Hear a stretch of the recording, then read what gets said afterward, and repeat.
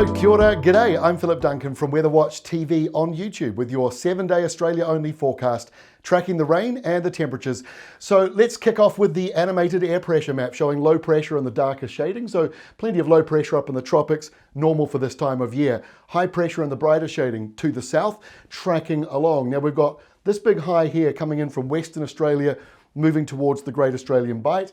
We've got another big high out around New Zealand, and these two high pressure zones, in between them is where we're getting some pretty decent rain coming through across today, tonight, and going into Friday. This convergent zone in the middle here between high number 1, the one that's going over towards New Zealand, dragging down a northerly, and high number 2 coming in from the Indian Ocean, dragging up a southerly. So northerlies, southerlies, they meet, create some instability in the atmosphere. And we're certainly seeing some convergence with some big downpours, thunderstorms, severe thunderstorms tracking along as it moves in. Unfortunately, for some of the drier parts of South Australia and Victoria, perhaps pushing more towards the coast and the border, not necessarily getting as much rain. So that's a bit frustrating if you need it. Low pressure in the north is also worth monitoring because there is the chance of a tropical cyclone forming next week around Western Australia. So we'll be monitoring that and we'll show you the maps in a moment. Let's kick off with the Friday forecast though. So let's start in the south there with those thunderstorms and that heavy sort of area of rain.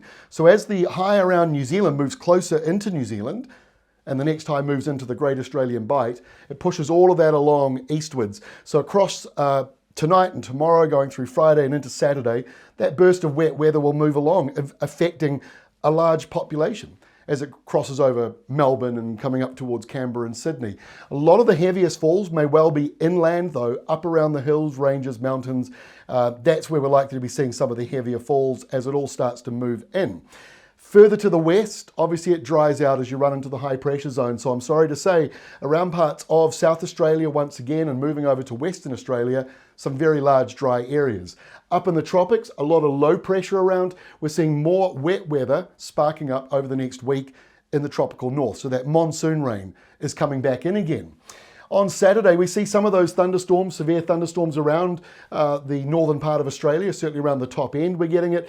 And the further you come down in towards the central part of Australia, we're seeing some severe thunderstorms around places like Alice Springs and obviously down towards Uluru, Ayers Rock. Now look, low pressure is dropping around Western Australia. As it does that, it drags down some of that tropical heat and humidity, not rain, but just the heat. So places like Perth, Fremantle, Bunbury, other areas along that western coastline, still very dry and still getting a lot of dry weather and heat coming from your east. And in fact, those easterly winds, as you're going to see as we go into next week, they're going to pick up. They start to pick up a wee bit here on Sunday. Windy easterlies starting from New South Wales and across to Western Australia. Now, they're only a little bit windy. It's not big, strong, severe gales, but you've just got that dry heat, that wind starting to pick back up again. Why is it doing that? Well, it's because high pressure is stubborn down around the southern parts of Australia, while low pressure up in the tropics is sinking, and you get that squash zone right in the middle. That's where all the isobars, all the white lines, where they get squashed together. So we're going to be seeing windier weather coming through, especially in the coastal south, but further northwards, severe thunderstorms, and the winds get very lazy up around the tropics. But next week, things get a little more interesting up in the tropics. We've got this area of low pressure developing around the Kimberley region. And as that low deepens and perhaps drifts a little further out to sea, where sea temperatures are especially warm for this time of the year, we're likely to be seeing that low pressure zone deepening. There's low pressure up around the Katherine area and Darwin itself as well. Most other parts of Australia are dry on Monday, except for Queensland. That's got a fair few downpours around, mostly inland, severe thunderstorms, and you've got a few downpours coming down into parts of New South Wales and showers. The further down the coastline you get a few rumbles of thunder around, but we're not seeing a major sort of severe thunderstorm outbreak. A lot of that energy drifting further away out to sea. But next week, I see a couple of things. I said about the low pressure zone. That's number one thing to keep an eye on. The second thing to keep an eye on, the windy easterlies, because they're going to pick up and become possibly gale force in some exposed areas. But at this stage, it just looks like a bit of a windy Tuesday. That will be pushing temperatures up around Western Australia and the heat dropping down over almost all of Northern Territory and now coming into parts of South Australia. The red line measures air thickness. That's the boundary for the tropics. So when that comes down over you, you're feeling that tropical heat that's normally further to the north being pulled down. So that's why you're seeing all that heat coming down there as low pressure in the Kimberley continues to deepen. And by Wednesday next week, it's starting to look a little more serious because these colour shadings are showing rainfall over 150 or over 200 millimetres in just a day. Now that's normal for the tropics, but when you get a low like that spinning quite quickly over a day or so and deepening rapidly, that's pretty much the hallmarks of a tropical cyclone. We can't lock it in this far out, but this is within a week of broadcast, so that does give us some confidence that we are seeing a possible tropical cyclone somewhere around the Kimberley or even the Pilbara, because it could drop further south than that. And you're going to see that as we jump here to Thursday, that there is a tropical cyclone. I mean, it's not locked in, but it's a tropical cyclone in the forecast maps. And as you've seen in previous weeks, when it's done that, it got Tropical Cyclone Alfred and Zelia correct about a week out. So we are now monitoring this one as the next potential tropical cyclone for Australia this cyclone season, but it's not locked in.